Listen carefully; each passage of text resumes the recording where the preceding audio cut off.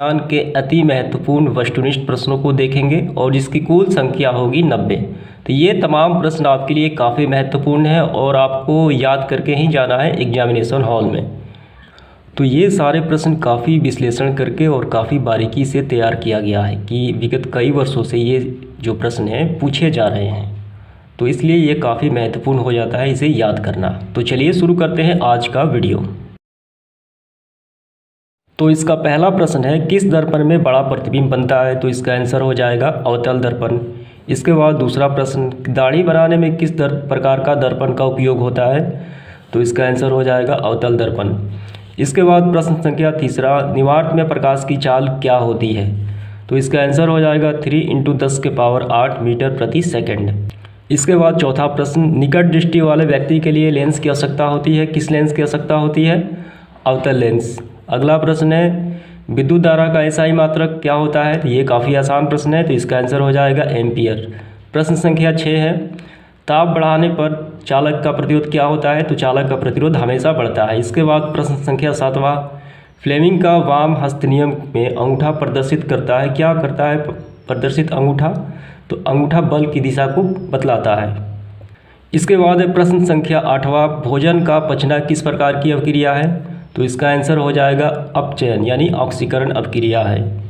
इसके बाद प्रश्न संख्या 9, किसी अम्लीय विलयन का पीएच मान क्या होता है? तो अम्लीय विलयन का पीएच मान हमेशा 7 से कम होता है। इसके बाद प्रश्न संख्या 10वां, चीनी तथा ग्लूकोज का रासायनिक सूत्र बताएं। हमें यहाँ पे चीनी का भी बताना है और ग्लूकोज का भी बताना है, दोनों काफ़ी महत्वपूर्ण है। तो चीनी का होता है C12H22O11 और ग्लूकोज का होता है C6H12O6। ठीक है, ये दोनों आपको याद रखना है। इसके बाद प्रश्न संख्या 11 है, आधुनिक आवर्त सारणी में तत्वों के वर्गीकरण का क्या आधार माना गया है? तो इसका आंसर हो जाएगा परमाणु संख्या के आधार पर तत्वों का वर्गीकरण किया गया है। इसके बाद प्रश्न संख्या 12, अमाशय में जठर रस में पाए जाते हैं। क्या पाए जाते हैं? तो ये पाया जाता है हाइड्रोक्लोरिक अम्ल। इसके बाद प्रश्न संख्या 13, मनुष्य के शरीर की सबसे बड़ी ग्रंथि क्या होती है? तो इसका आंसर हो जाएगा यकृत यानी लीवर सबसे बड़ी ग्रंथि होती है।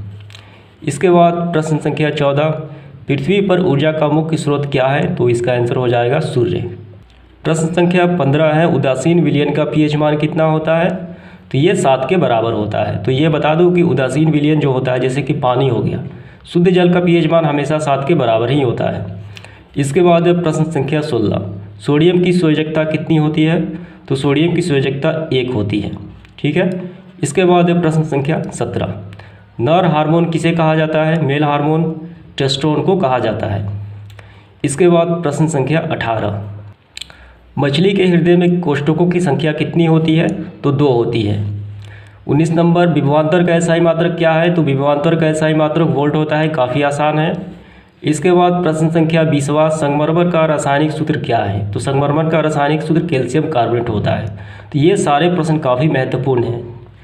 तो इसके बाद प्रश्न संख्या 21 की ओर बढ़ते हैं, बेकिंग सोडा का रासायनिक सूत्र क्या होता है? यानी खाने वाला सोडा। तो इसका रासायनिक सूत्र होता है NaHCO3।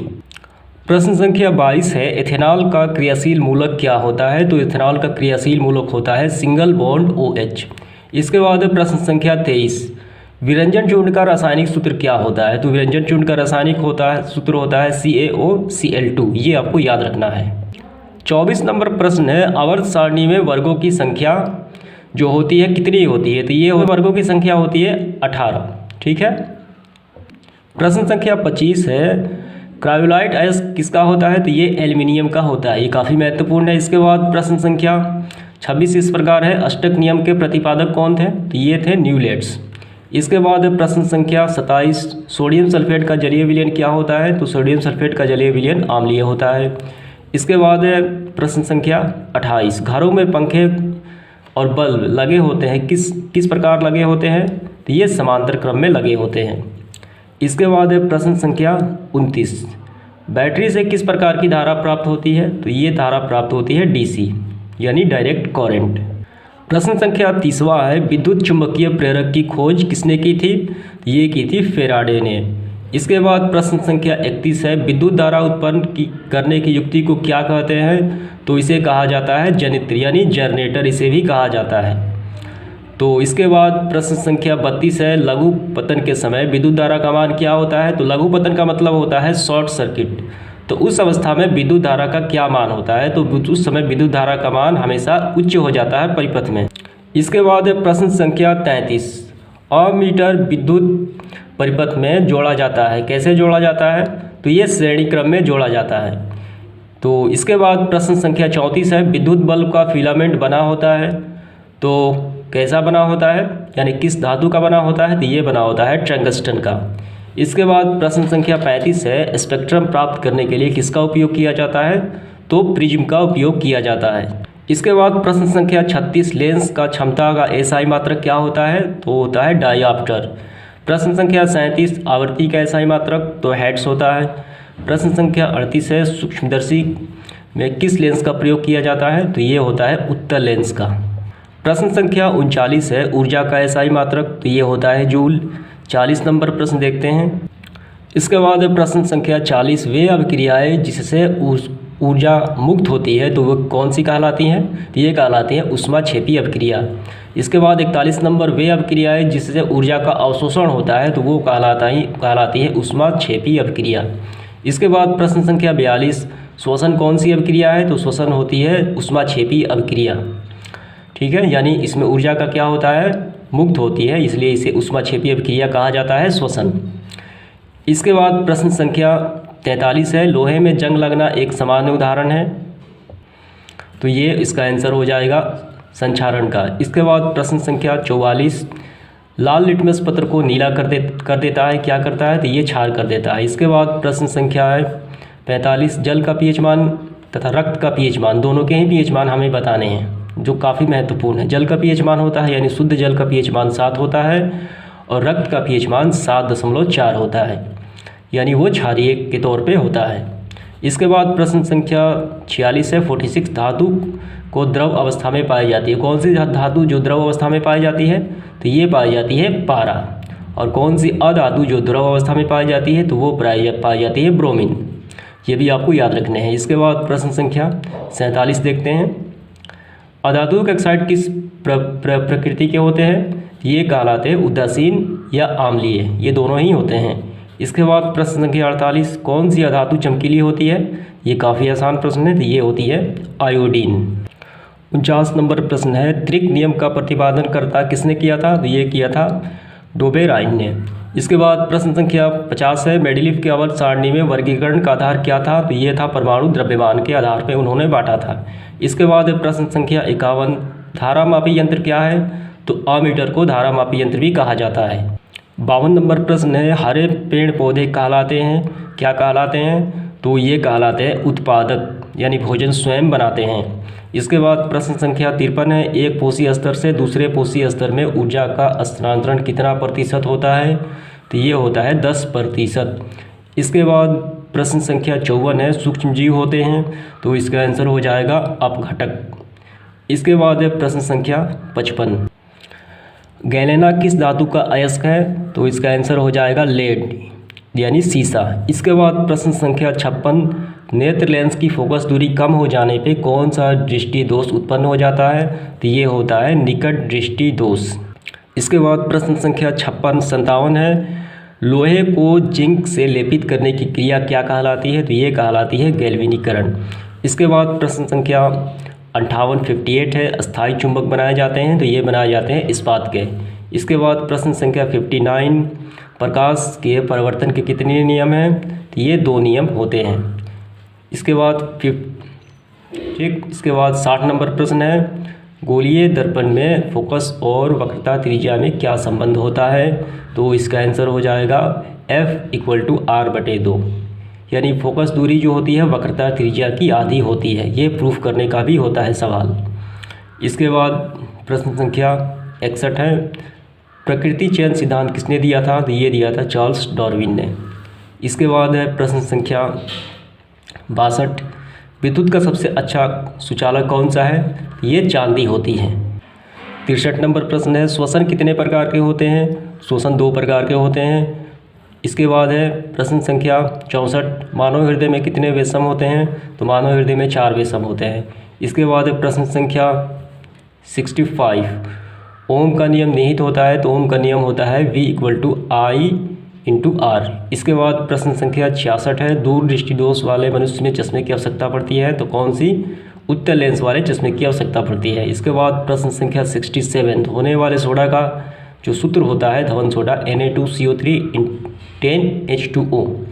इसके बाद प्रश्न संख्या 68,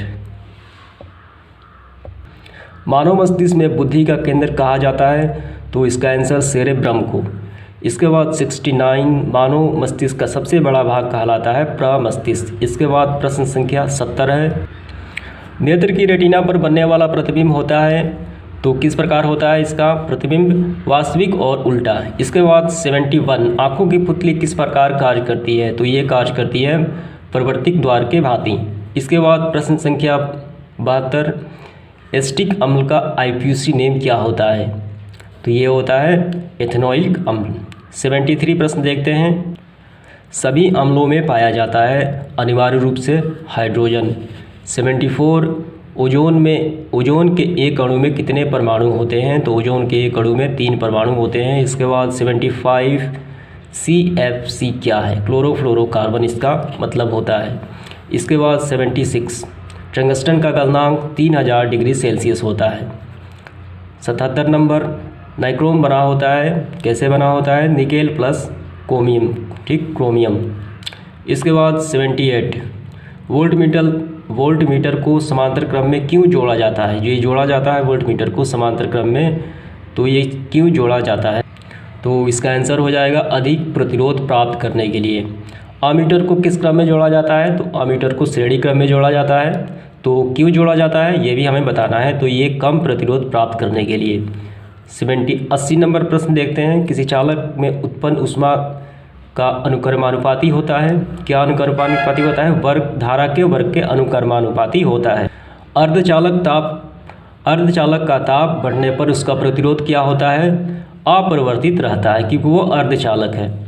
इसके बाद प्रश्न संख्या 82, इलेक्ट्रॉन पर कितना आवेश होता है? ये काफ़ी महत्वपूर्ण है, 1.6 × 10⁻⁻19 कूलम्ब। प्रश्न संख्या 83 है, आवेश का एसआई मात्रक क्या होता है? तो ये होता है कूलम्ब। 84 नंबर प्रश्न है, प्रतिरोध का एसआई मात्रक होता है, तो ये होता है ओम। ये काफ़ी महत्वपूर्ण है। 85 नंबर प्रश्न, टिंडल प्रभाव प्रकाश की घटना को प्रदर्शित करता है, कौन सी घटना को प्रदर्शित करता है? तो ये प्रकाश की प्रकीर्णन को बतलाता है। प्रश्न संख्या 86 है, डायनेमो से किस प्रकार की धारा प्राप्त होती है? ये प्राप्त होती है डिस्ट धारा, ठीक है। इसके बाद 87 नंबर, सौर कुकर के लिए कौन सा दर्पण उपयोग होता है? तो ये होता है सौर कुकर के लिए अवतल दर्पण। 88 नंबर प्रश्न है, घरेलू विद्युत परिपथ में उदासीन तार का रंग कैसा होता है? तो ये होता है काला। इसके बाद प्रश्न संख्या 89 है, जल विद्युत संयंत्र किस ऊर्जा को विद्युत ऊर्जा में बदलता है? तो ये बदलता है स्थितिज ऊर्जा को। और इस सेशन का आखिरी प्रश्न 90 प्रश्न जो है वो है, स्पष्ट दर्शन की न्यूनतम दूरी क्या है? तो ये आपको बताना है इसका आंसर कि स्पष्ट दर्शन की न्यूनतम दूरी क्या होती है। अगर आप जानते हैं तो कमेंट जरूर कीजिए, अगर आप नहीं जानते हैं तो वो भी बताइए, मैं यहाँ से रिप्लाई कर दूँगा। तो समाप्त होता है आज का सेशन, धन्यवाद।